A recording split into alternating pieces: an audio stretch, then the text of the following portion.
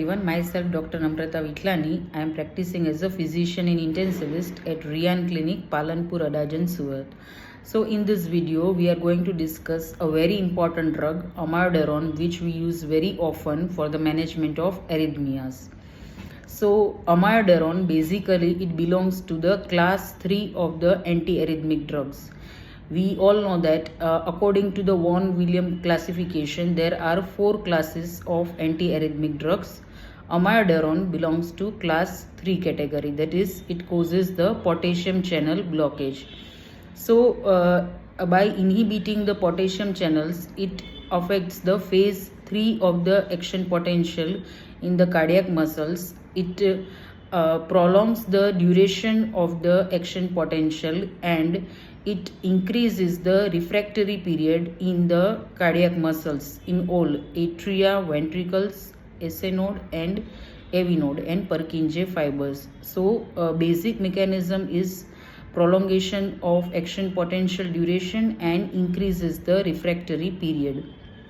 So although Amiodarone it belongs to class 3 group, it is termed as the very broad spectrum antiarrhythmic agent, in a way that it possesses the activity of all classes of antiarrhythmic drugs. That is, it also possesses, besides having potassium channel blocking activity, it also possesses the activity of class 1, 2 and 4 agent. That is, it also has sodium channel blocking activity like class 1 agent. It has got beta blocker action, and like class 4 calcium channel blockers, it also possesses the negative chronotropic activity.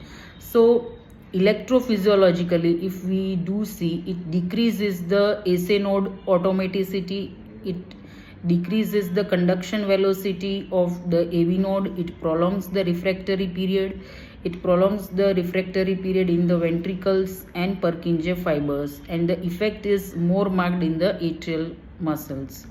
So now, what is the use of Amiodarone? So Amiodarone, it is on long-term use.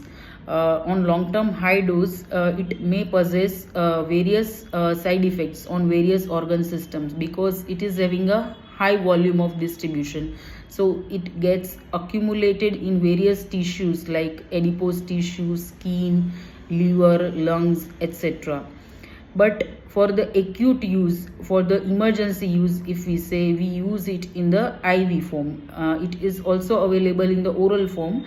In the IV, in a 3 ml ampule, each ml contains 50 milligrams, so 150 milligram ampule is there. And oral formulation is available in the 100 milligram and 200 milligram tablets. Now, what is the use of Amiodarone? We use it according to the ACLS protocol for the ventricular fibrillation and ventricular tachycardia. So when patient is having ventricular fibrillation, we follow the ACLS algorithm. Patient is pulseless and the rhythm is shockable on the monitor. VF is there. We do deliver the shock as per the protocol. After the delivery of 2 shocks, if still VF is persistent, we do give Amiodarone in a loading dose of 300 milligram, which might be repeated 150 milligram, and thereafter we do give in infusion form for 24 hours. And if a patient is responding, then we may switch it to the oral form as soon as possible. So for ventricular fibrillation and ventricular tachycardia, we do use the Amiodarone. Even in ventricular tachycardia, VT with pulse, we can use Amiodarone. Other use is for the atrial fibrillation, that is for the purpose of chemical cardioversion. So if patient is hemodynamically unstable or altered mental status, we are going to give cardioversion, DC cardioversion, but Amiodarone also possesses a good rhythm control strategy, so it can be used for the chemical cardioversion. And other is the other supraventricular reentrant tachycardia. Also we can use Amiodarone. Basically for patients with the structural heart disease and having episode of ventricular tachycardia, even for the secondary prevention, amiodarone is having a good role. Even those patients having the implantable cardioverter defibrillator ICD, with the use of amiodarone, the number of shocks which are needed, that is also reduced. So ventricular fibrillation, ventricular tachycardias, so VTVF, and atrial fibrillation and reentrant arrhythmias. Now how it is useful in all arrhythmias. So as we know that SA node automaticity, it is reduced in the atria. It prolongs the action potential duration and it increases the refractoriness. So and it also prolongs the refractory period in the AV nodal cells. So by doing so, it reduces the number of impulses which reaches the ventricles. So the number of impulses which are carried from atria to ventricles, it is reduced, and in the ventricular muscles also the refractoriness is increased, and thereby the ventricular muscles, they get time for the repolarization, and there occurs the desynchrony for the refractoriness. So that's why the number of impulses which are carried to the ventricular muscles, it is reduced. That is how it is useful in the ventricular arrhythmias. It also decreases the SA node automaticity. It prolongs the refractory period in the atria.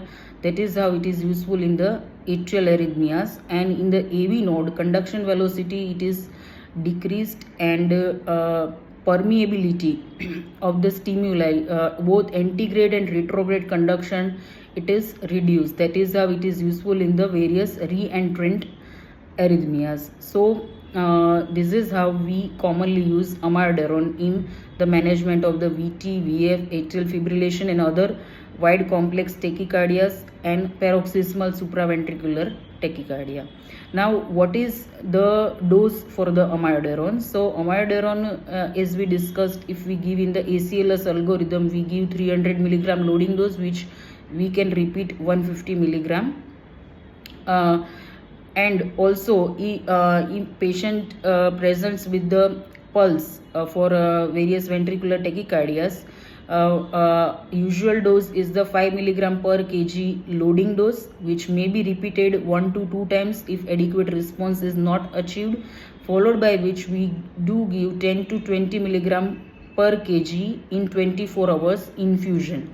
That is around 600 to 1200 milligram of the infusion that we need to dilute in the 5% dextrose. The loading dose we need to give over 30 minutes, but if the patient is unstable, such as VTVF, hemodynamically unstable, during ACLS protocol, we might given it in 20 ml of 5% dextrose in a rapid IV flush. Otherwise, we need to give over a period of 30 minutes to 1 hour and rest over 24 hours. And as soon as possible, we switch it to the tablets, that is the 200 milligram BD or TDS over a period of 1 to 3 months, and after 1 month we decrease the dose to 400 milligram. Maintenance dose as low as 200 milligram might also be carry the same effect as the high dose, and it might prevent the cumulative effect of the amiodarone. As we discussed, it is having a high volume of distribution, and that's why due to the deposition in various organs it causes the toxicity. But if we use low dose as low as the 200 milligram, we might prevent the adverse events. Thank you.